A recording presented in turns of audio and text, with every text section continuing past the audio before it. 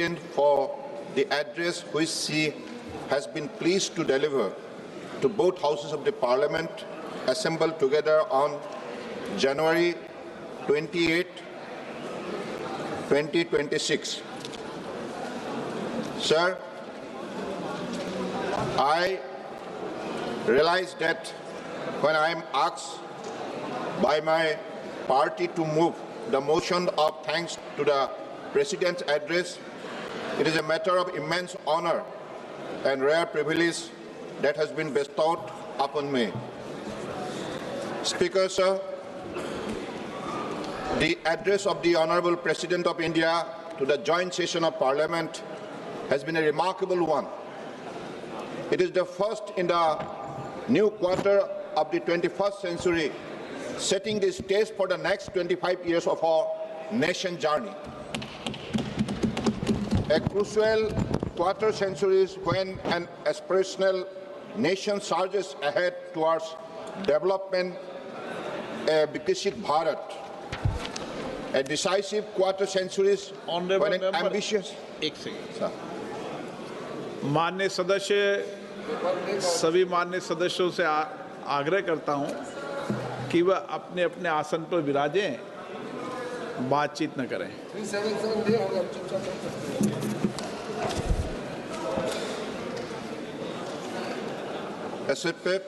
Speaker, sir, a decisive quarter century when an ambitious nation races ahead towards self-reliance and Atmanirbhar Bharat.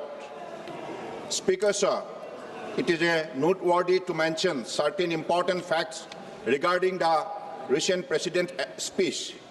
It was delivered by the first ever President of India belonging to the Adivasi community. It was delivered by the second ever Mahila President of our nation. Most importantly, it was delivered by the youngest Indian to become the President of a nation with the largest youth population in the world. These are not a string of happy coincidences. These are the manifestation of a great nation on the move towards regaining its past glory, our ancient virasat.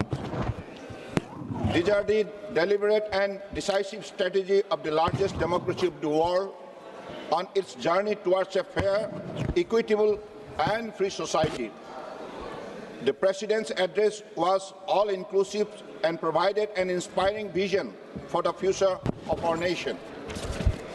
It showcased our government vision for social justice, inclusive growth, and its firm commitment towards building a Viksit Bharat. As a member of the tribal community from the northeastern state of Assam, I feel extremely proud about the inclusive and equitable opportunity of growth and development granted by this government to each and every member of our society, whether they be Dalit, Adivasi, Garib, Mahila, Yuva, or Annadata. Sabka Saath, Sabka Vikas, Sabka Vishwas, Sabka Prayas is not merely a slogan, but a guiding principle put to practice every moment by this government.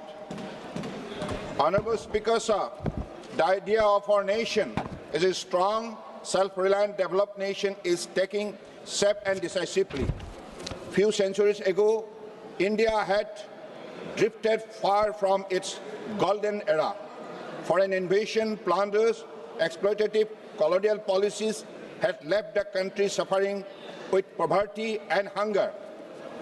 Sahitya Samrat Bankim Chandra Chattopadhyay invoked the vision of a prosperous India, driven by his belief that no matter how great the challenges, India could revive its golden age. And thus he gave the clarion call, Vande Mataram. This is the essence of Vande Mataram, Ma Bharati, the eternal idea of India. This century would be known as Ma Bharati's centuries of inclusion. This century would be known as Ma Bharati's century of equitable justice. This century would be known as Ma Bharati's centuries of Vikas. This century would be known as Mahabharati's century of Atmanirbharta. Honorable Speaker, sir, the Honorable President address to the Parliament is not merely a recounting of governmental achievement. It is a powerful narrative of a resurgent civilization marching confidently towards its destiny under the leadership of visionary Prime Minister Sri Narendra Modi ji. To understand this address, one must understand context. Before 2014, during Congress-led government, India suffered from policy paralysis, corruption-driven governance, delayed project, disconnected region, and worst of all, low national self-confidence. After 2014, under the dynamic leadership of Honorable Prime Minister, India shows decisive leadership. Since 2014, India has embarked upon a journey of rapid growth and all-round progress with particular emphasis on Baba Saheb Ambedkar's ideal of equality and social justice. A new way of good governance has swept the nation since 2014. Clarity and decisiveness are the hallmark of governance today. The soaring vision of our Honorable Prime Minister Narendra Modi ji have placed the nation at an inflection point for speedy development and prosperity. Policies once considered impossible are now changing the socio-economic landscape of our nation. From being a part of the fragile 5 economies of the world in 2014, we have today, in 11 years of rapid growth, become the 4th largest economy of the world. Modi hai to mumkin hai. Honorable Speaker, sir, today India is the 4th largest economy in the world. This did not happen by chance. It happens because of politically strong will, economic clarity. We are now confidently marching towards Viksit Bharat. India remains the fastest growing major economy despite global crises like pandemic, conflict and supply chain disruption. The address highlighted historic tax reform, the exemption of income tax up to 12 lakhs, and next generation GST reform, which have saved citizens 1 lakh crore. Inflation, which used to about 9% and one stage even crossed double digit during the UPA regime, fell to a remarkable 4.6% in the fiscal year of 2024-25. Earlier government used crisis as excuses. This government used crisis as a catalyst. Honorable Speaker, sir, Digital India is not about apps. It is about empowerment. Speaker, sir, 44 lakhs crore transferred directly through DBT and 25 crores people lifted out of multidimensional poverty, and nearly half of the global digital transaction happening in India, and UPI becoming a global benchmark. Earlier, file moved slowly, money leaked fast. Now, under NDA regime, file moved digitally, money reaches beneficiary directly. Honorable Speaker, sir, social justice for this government is not about slogan. It is about dignity, delivery, and direct access. For employment and development in rural area, a law named Viksit Bharat G has been enacted. This new law will ensure 125 days of guaranteed employment in villages. At the same time, it will ensure stopping corruption and leakages, for which government has been making efforts since long. More than 4 crores Pakka houses have been constructed for the poor, giving not just shelter, but security and self-respect. More than 12.5 crores households through the Jal Jeevan Mission now have tap water connection, transforming health, hygiene, and daily lives of women. Sanitation coverage has been expanded on an unprecedented scale, ensuring that dignity is no longer a privilege. Through Ayushman Bharat, crores of economically vulnerable citizens now have access to free quality health care. and without fear of catastrophic expenditure. The focus on the marginalized, whether through the PM Janman scheme for our tribal brothers and sisters or the establishment of Ekalabya Model Residential School, demonstrate that our democracy is delivering for those who need it the most. Equally inspiring is the emphasis on Nari Shakti with the empowerment of over 2 crore Lakhpati Dedis, women from self-help group who have crossed the thresholds of poverty to become symbol of prosperity. Honorable Speaker, sir, at this juncture, I am compelled to contrast the era of transformation we witness today and with the dark decades of despair that preceded it during the UP regime. During the previous Congress regime, our nation endured an era defined by scam and scandal, be it the 2G Spectrum scam, the coal scam, and the Commonwealth Games scam. This episode drained the exchequer and tarnished India's global image. Corruption was rampant. Middlemen dictated the destiny of the poor. In sharp contrast today, under the dynamic leadership of Honorable Prime Minister, India has entered an era of integrity and empowerment. Honorable Speaker, sir, as a proud son of Northeast, I now stand before you to recount the remarkable journey of transformation that our nation, particularly in the Northeastern region, has witnessed over the last 11 years under the visionary leadership of Honorable Prime Minister Narendra Modi ji. Every morning, India awakens in dawn, a small town in the Northeast that greets the nation with its first sunrise.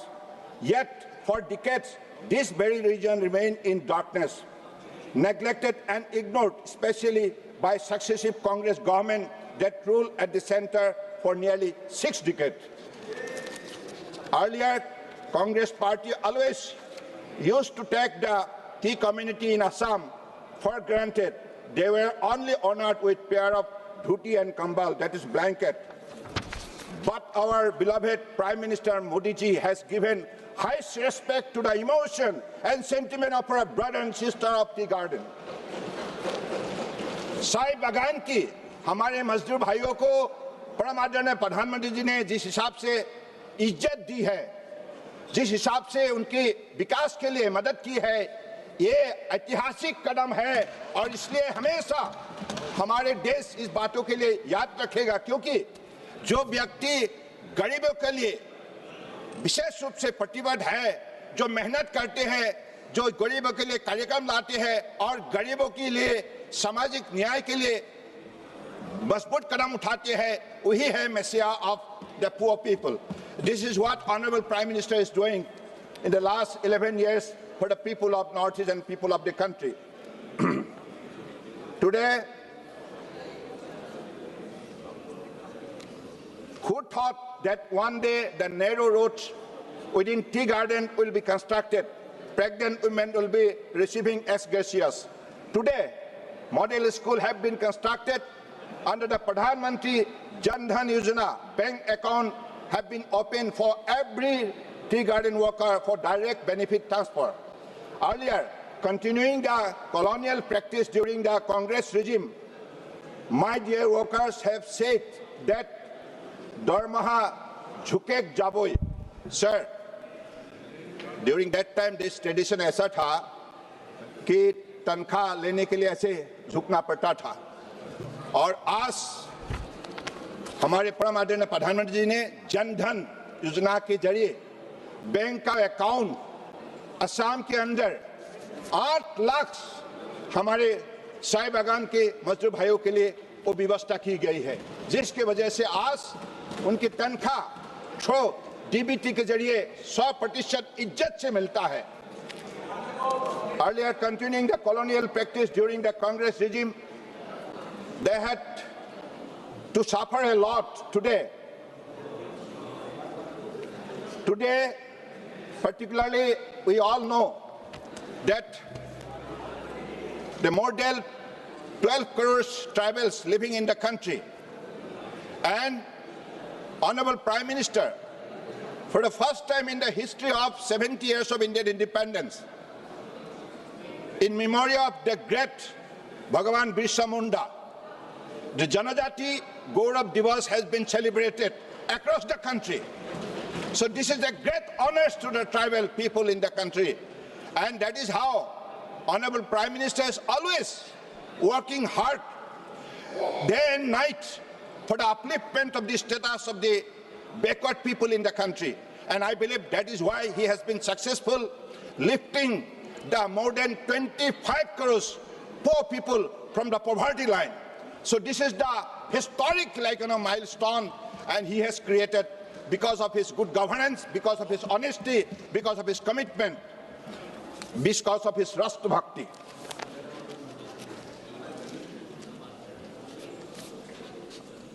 Speaker, sir, the Honorable Prime Minister has rediscovered the unsung hero of our country, whose effort in shaping our nation's destiny has been totally forgotten during Congress regime. During our time, the nationwide celebration of Bhagavan Birsa Munda birth anniversary has started. Honorable Speaker, sir, unlike BJP, for Congress, development is always measured against electoral arithmetic. Because of the Northeast carried fewer parliamentary seats, Congress used to cast aside aspiration of the Northeastern region.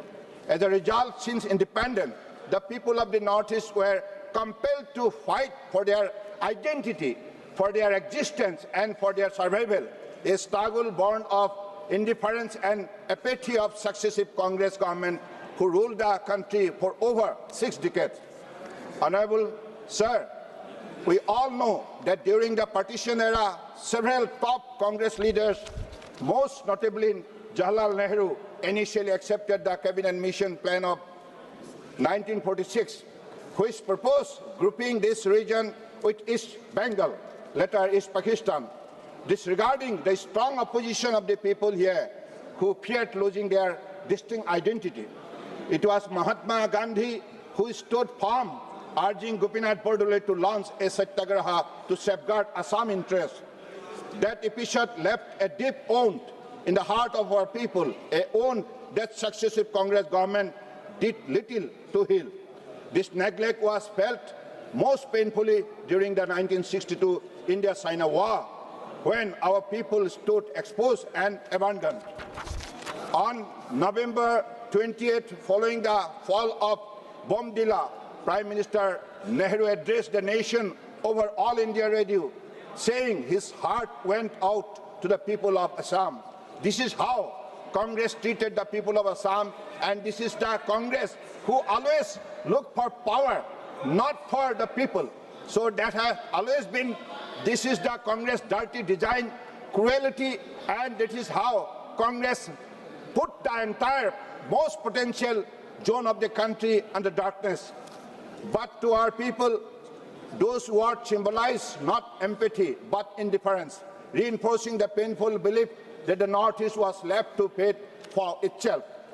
In the mid-1950s, the people of Assam were compelled to launch a massive movement against center's indifference to their demand for an oil refinery. आपको sir मैं बताऊं, हर चीजों के लिए north east के लोगों को आंदोलन करना पड़ता था, सड़क में आना पड़ता था, अपने हक के लिए और अपने पहचान को जिंदा रखने के लिए, अपने जमीन जायदाद और अपने जो भी इतिहास को सुरक्षित करने के लिए कांग्रेस के कार्यकाल में हमारे लोगों को विशेष रूप से कभी भी उन्होंने इंसाफ नहीं दी और हमारे लोगों को मजबूर किया सड़क पे आने के लिए, आंदोलन करने के लिए, और आंदोलन करते करते अपने जो भी इंसाफ के लिए उन्होंने आंदोलन की है वो इंसाफ तो दे नहीं पाए, इसके बदले गोली के जरिए कई लोगों को उन्हें हत्या की है। कांग्रेस का काला जो इतिहास है, ये इतिहास नॉर्थ ईस्ट का लोग, भारत का लोग कभी भूलेगा नहीं। वो कभी भी देशवासियों को, हमारी गरीब जनताओं के लिए वो कभी इंसाफ नहीं करते। सब उनको सत्ता चाहिए और सत्ता के जरिए देश के खजाना लूटने का उनका जो स्वभाव है, इसके वजह से आज उनके कार्यकाल में 55 साल से अधिक काल उन्होंने राज किया, उसके बावजूद उन्होंने देश को आगे बढ़ा नहीं पाया, देश के विकास के लिए उन्होंने कदम नहीं उठा पाया।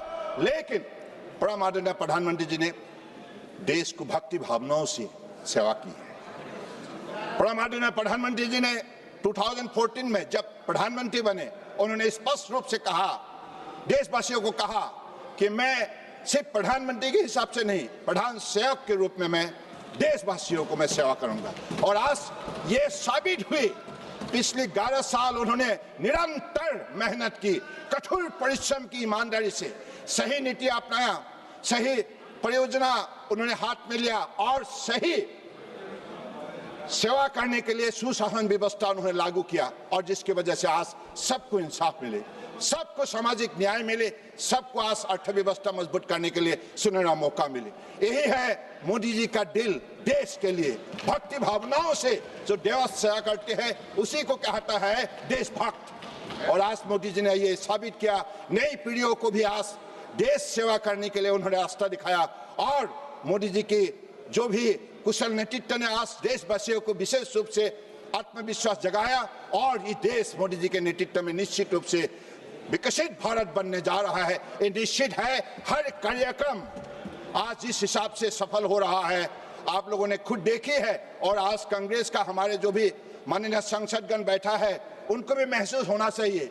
आप मोदी जी की इस जो कार्यक्रम है, इस कार्यक्रम का साथ आप जुड़ जाइए। आपके मन में जो घृणा, आपके मन में जो नफरत है, ये नफरत से आप कभी भी अपने आप को बदल नहीं सकते, और आपका कभी भी जनता आपको स्वीकार नहीं करेंगे, क्योंकि आपका जो भी कला इतिहास है, इस इतिहास को कभी जनता भूलेंगे नहीं। तो मुझे लगता है कि आज परम आदरणीय हमारे सभापति महोदय को आज मैं तो इतना ही कहूंगा कि आज देश के हर वर्गों के लिए जो भी कदम उठाए गए हैं, जो कार्यक्रम रचना की गई है, सुशासन व्यवस्था के जरिए हर कार्यक्रम को सही समय पर लागू होने के वजह से सबको इंसाफ मिला है। और आज विद्यार्थी हो, युवा हो, महिला हो, किसान हो या हमारे मजदूर हो, सभी वर्गों को आज जिस हिसाब से अपने जीवन को सजाने के लिए मौका मिले है, इसके वजह से आज देश शक्तिशाली हुई है। आप किसी भी सेक्टर को ले लीजिए, चाहे डिफेंस सेक्टर को ले लीजिए, चाहे पेट्रोलियम सेक्टर, चाहे शिक्षा विभाग ले लीजिए, चाहे खेल विभाग ले लीजिए, हर विभाग में जिस हिसाब से देश तरक्की करने लगा है, और खास करके मोदी जी ने साबित किया, कठोर परिश्रम अगर ईमानदारी से किया जाए, सही नीति, सही नियत अगर आप बना सकता है, तो निश्चित रूप से आपने जो लक्ष्य तय किया है, इस लक्ष्य को आप हासिल कर सकते हैं। और ये साबित हुई है। आज हमारे देशवासी बड़े सौभाग्यशाली हैं। मैं भी अपने आप को बहुत सौभाग्य मानता हूं, इसलिए मुझे मोदी जी के नेतृत्व में देश सेवा करने के लिए मौका मिला है।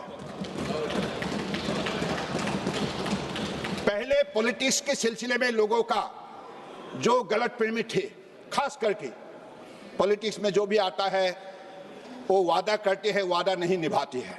लेकिन मोदी जी ने कहा, मैं जो कहूंगा उसको करके दिखाऊंगा, और करके दिखाया है।